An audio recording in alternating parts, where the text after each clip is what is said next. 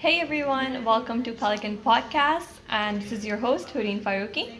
Today we'll be discussing all about how having a new hobby or learning a new skill really helps to define you as a person.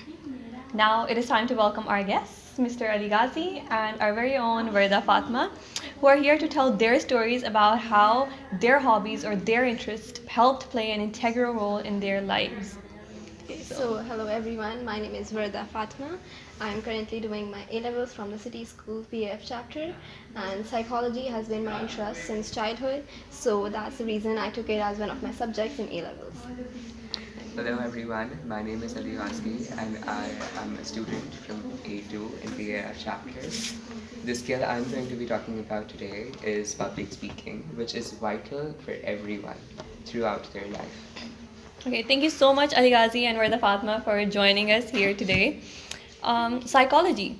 So, psychology is such a fascinating area of subject. Like, Yes. it not only helps to, get to know the human behaviors, the mental processes, as well as how we act, how we function, and how we think and feel. Exactly. So, Yeah. so Verda, what got your interest into psychology? Okay, so I was interested in psychology from like very beginning in my childhood. Um, Actually, just the thought of knowing the behaviors and the backstory and background of what led others to do and say things like the way they did, that intrigued me from kind many times. So that's it. And like just as an example, if I give you, if you see me doing an eye roll yesterday, right? So Yeah. okay, so you might be going on and think that, oh my god, Verda is such an attitude person and how dare she, and I'm not going to talk to her. But what actually made me do that was maybe I was thinking about an embarrassing moment from 5 years ago. So right, so That's just like a very thinking, interesting way to put it. yeah, so that's like what psychology maybe gets into you, and it maybe you understand that what was the backstory and how the person did what they did, right? So Yep, I totally agree with that. Obviously, I guess psychology really goes into the mind of a person. Maybe, yes. like as you said, the person may not be talking to you, they might not be thinking about you, Yeah, maybe and they're maybe just I didn't thinking even saw about. you at that time. I was just Exactly. into my own thoughts, and you took a different impression and made a different judgment of me just based on what you saw. So just thinking on the different side of the perspective is also very important. Wow, so Verda, psychology. Yes. So, what really sparked your interest in pursuing psychology? Not Or nothing like what was the starting point of your interest? it was nothing much, but like I just used to read articles on human behavior and the famous studies of psychologists and how they are related to us in our daily lives. Like they did in 1960s or 70s something, and they're relevant in 21st century. So that was kind of integral point. And then I used to watch some Netflix shows like Inside the Criminal Mind, and just got me into, Netflix shows. yeah, Oh. so into criminal psychology and different forms of psychology, because we only limit it to clinical psychology, which is not the truth. It is a big and vast area of interest and field which deals with forensic, child, criminal, cognitive psychology. So yeah, Wow, that's like as you said, there's like different fields of psychology. yeah. So basically, like reading an article about psychology, that was the main Starting, thing. Yeah, yeah. that was the starting point. So, like, as I was saying, the process that you've just come across, Yes. all of these from reading an article Yeah. to now taking psychology as a subject in A levels. So, Yes. how did you come to across this way? Well, it was nothing I had planned from the very beginning, I'd say. Till grade 9, I had planned to be a doctor in future. And it was just a plan to take psychology as an A-level subject and nothing else. But then I started growing an interest, and I read more and more and researched more. And then I was like, why not just continue with this field and do something different? Because Pakistan is just filled with doctors and everything. So just do something and explore a new field, which is like what makes me feel good. And That was yeah. the motivation Yeah, that exactly. made you study psychology. Yes. Right. Exactly. So coming into PF chapter, Yes. you have now taken up psychology. So, would you say that you would have still took up doctor or biology if you did not have such an interest in psychology, or if you did I not might pursue have. your interest? Yes, Yeah. I might have done that because, like, obviously, my father is a dentist and doctor, so everyone was expecting me to be one as well. So, but that interest and growing that passion, and I feel like when you are passionate about something, the path just comes across, and it's you That's a just very, go very on with it. interesting way to put it. Yeah. Yep. So, what advice would you like to give to students who want to pursue I their would say, interests but are yeah. scared to? I would say just not limit your imagination and your interests to what others are expecting you to do, right? Just do what you want to do side by side, right? If you want to be a doctor or an engineer and you are interested in media studies or psychology, just take it side by side and see if that is what interests you more than that. And if it is, because that field is also a good one, you have prospective future career options, so you can continue with that as well. So maybe. That's like a very nice advice for the students Yeah. here. I would like to say that psychology is basically there's a whole lot of stigma around it. Yes, it Exactly, it's not is. really considered. I can Yeah. say as a subject Yeah, it is as considered it as a is taboo now. of Yeah. even going to a psychologist to seek professional help. Yeah. So, what made you like go against all of that stigma? I feel like because there's nothing wrong with it, with psychology. The thing wrong is our the mentality of the people around us and the stigma that revolves around just psychology and seeking professional help, I would say. So when you understand that, okay, it's fine. So, as we were discussing, what were when you hear the word psychology, like Yes. there's no doubt that there's some negative comments on all of that. Obviously. So, how do you deal with that? Because I feel like with every field, there are some negative comments and some hate attached to it, and that comes along with the process. But you just need to accept that, okay, this is what I want to do, this is my passion, and that's the field I want to continue. So just go on with that and just take the positive comments and the only the positive feedback you are getting, and just stick with that. Not let the hate affect you as a person and as a student in that while studying something or while thinking that you want to pursue that as a career option. Wow, Varda, that's very inspiring.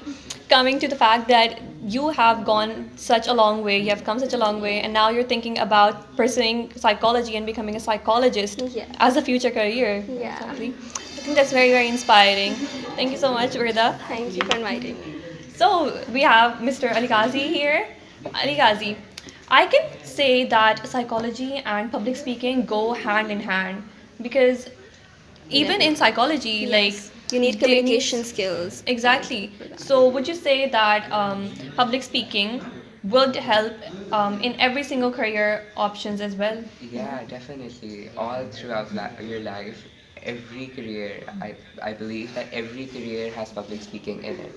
Because talking about psychology, public speaking is the act of speaking face to face to an audience, whether it be a single person whom you're talking to or whether it be a 400 people crowd.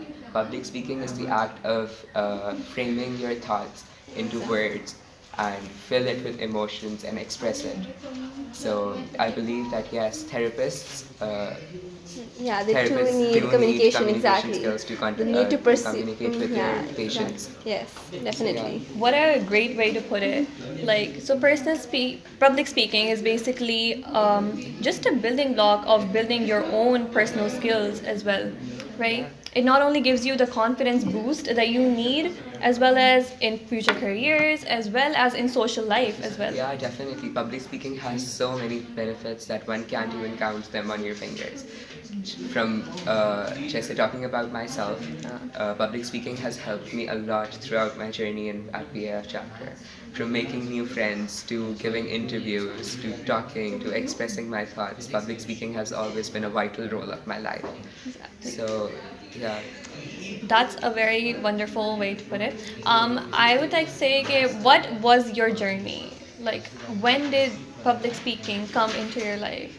Yeah, so like from the beginning, I would like to say that when I was in first grade, I was always intrigued by people holding a mic and being the center of attention and grabbing everyone's attention and speaking their speaking beautifully.